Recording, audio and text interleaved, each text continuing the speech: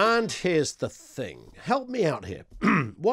A simple question. What should Boris do next? I think I'm a reasonably intelligent person. I'm pretty sure most people listening to this are also pretty savvy. You've got your marbles around you. I have no desire to want my government to fail. I've got no desire to want to see people die of a horrible illness. I've no desire to see businesses fail and people's livelihoods removed. But I cannot, in all seriousness, and I can't be alone in this, so just bear with me on that. I cannot be the only person out there, the only person who is struggling. And struggling is kind of I think a rather simplistic way of putting it, to find the words to describe the state of utter confusion that we have found ourselves in. Trying to navigate my way through the fog of confusion now is as worrying as it just used to be frustrating. Now it's just deeply worrying. It's not really about government blunders, to be frank. I mean, government blunders happen all the time under all colours of government. It's not even about deliberate or woeful obfuscation. In a way, I wish it was. I could sort of make sense of that. This is a kind of unadulterated, unprecedented, unfathomable confusion. I don't think there's some kind of mysterious, nefarious motive out there. I don't think this is about weird theories on vaccinations, the motives of Microsoft man. I don't think it's any of that. It's just a sort of sheer, tangible sense of paralysis. Ricky, our producer, sent me a text this morning, and I don't even think I replied because I was sort of, it sort of sums it up. He just said, "This is with us for a long time, isn't it?" I thought I was having a good day until he said that. But it's true.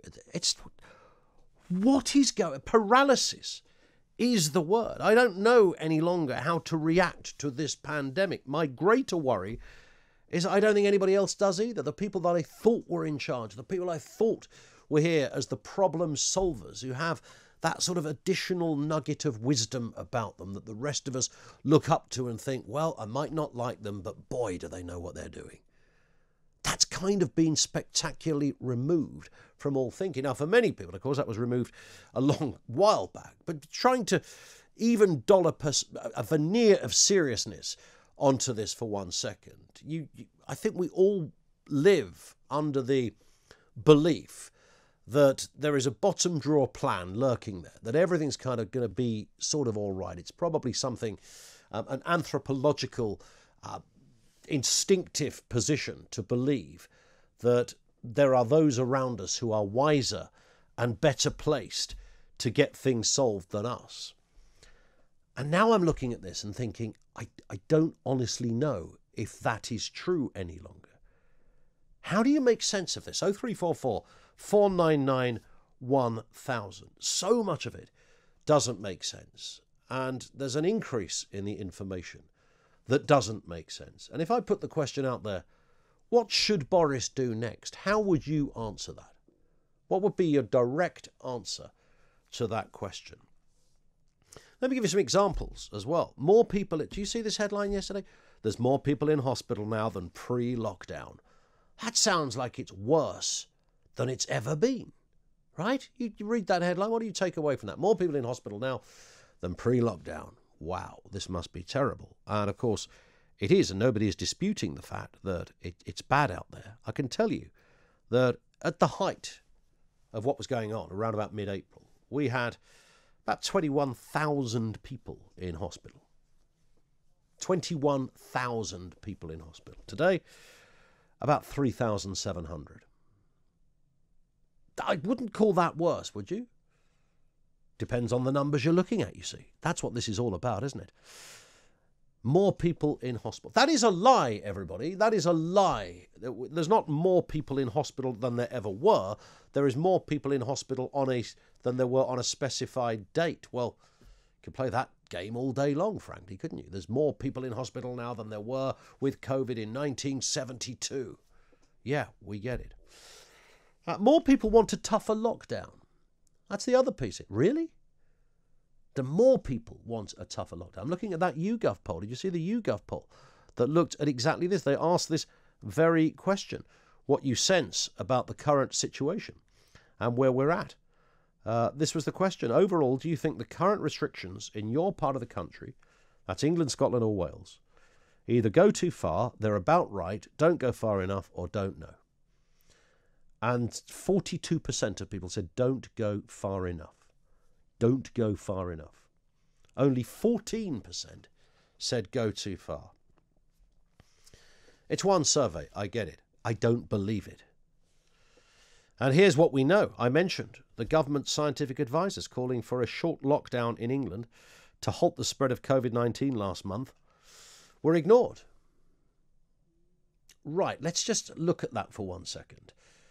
The government scientific advisors are not the only advisors in the huge spectrum of advice that a prime minister has to consider. They offer their version of what they think is going on and what they think should happen. And then other factors are in there as well. The economy, poverty, health, employment, unemployment, all of these other factors are also a part. When you read that headline, it looks so damning. We told you 3 weeks ago to lock down. Not quite the actuality of what is happening there.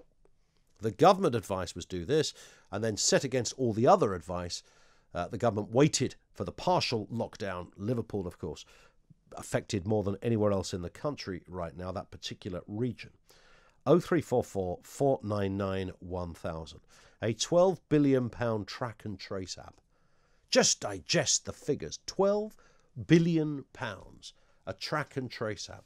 Boris Johnson said it would be world beating. But I looked at these numbers, by the way. You know what you can buy for 12 billion quid? You can buy 2 fully kitted Royal Navy aircraft carriers for that. Or you can have an app. 2 fully kitted out Royal Navy aircraft, brand spanking new, straight out of the ship factory. 2 of them for 12 bill. We got an app that we understand doesn't fully work.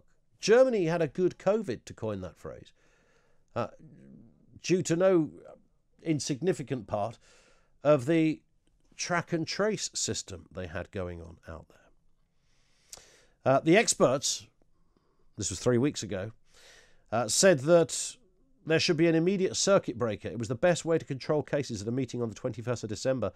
Labour said advice was ignored, but Number 10 said it took robust action. It comes as Liverpool, of course, prepares tomorrow to enter that very high COVID alert level, the highest of a new 3-tier system.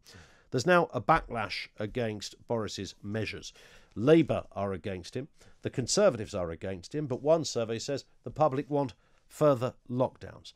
Unemployment is up. It's bad out there. And all of this, by the way, rising unemployment, businesses folding, businesses closing down, and a £12 billion app for something that won't kill 99.9% of people.